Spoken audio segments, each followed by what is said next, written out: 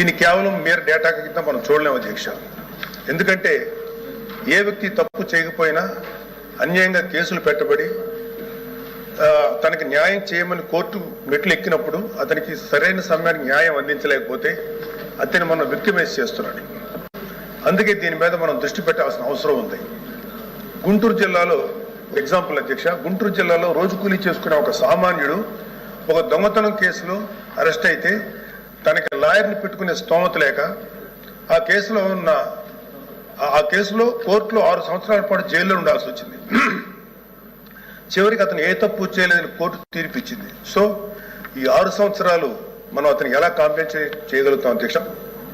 దీనికి తోడు పొలిటికల్ వెండెట్టాతో పెట్టే కేసులు, ఇది కేవలం ఒక పార్టీకి కన్ఫైన్ చేయట్లేదు అధ్యక్ష. రాజకీయ కక్షతో మన జ్యుడిషియల్ సిస్టమ్ని అధికారంలో ఉన్న కొంతమంది వాళ్ళ కన్వీనియన్స్ కోసం వాడుకుంటే లాని వెపనైజ్ చేస్తే చాలామంది నిర్దోషులకి వాళ్ళ కెరీర్లో ఒక బ్లాక్ మార్క్గా మిగిలిపోతుంది. ఉద్యోగాలు, ప్రభుత్వ ఉద్యోగాలు అప్లై చేసుకోలేరు. ప్రైవేట్ సంస్థల్లో ఉద్యోగాలు అప్లై చేస్తే బ్యాక్గ్రౌండ్ చెక్లో ఫెయిల్ అయిపోతున్నారు. పాస్పోర్ట్ సీజ్ చేసినప్పుడు పాస్పోర్ట్లు కనుక సీజ్ చేసే పరిస్థితుల్లో అక్కడ కూడా వాళ్ళని హోల్డ్లో పెట్టేస్తారు. అలాగే సీజ్ అయిన పాస్పోర్ట్ ల్యాప్స్ అయ్యి విదేశాల్లోకి వెళ్లాల్సిన వాళ్ళు కానీ వాళ్ళ తల్లిదండ్రులని వాళ్ళ పెద్దవాళ్ళని కొన్ని ట్రీట్మెంట్స్ కోసం విదేశాలు తీసుకెళ్లవలసిన వాళ్ళు కానీ వాళ్ళ పాస్పోర్ట్ సీజ్ చేయడం వల్ల చాలా ఇబ్బందులు పడుతున్నారు అధ్యక్ష.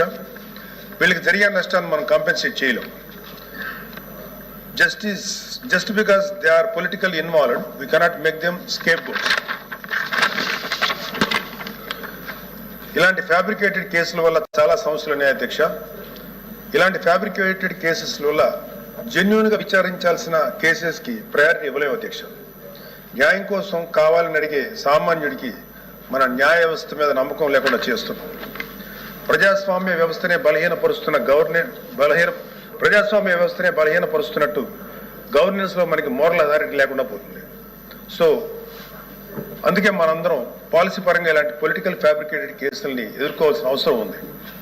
ఇలాంటి తప్పుడు కేసులు పెరుగుతూ పోతున్నప్పుడు మనం చూస్తూ కూర్చుంటే మనం కేవలం అమాయకులు పనిష్ చేస్తున్నట్టే కాదు అధ్యక్ష, మన న్యాయ వ్యవస్థ తాలూకు శాంక్టిటీని కూడా డిస్ట్రాయ్ చేస్తున్నట్టు.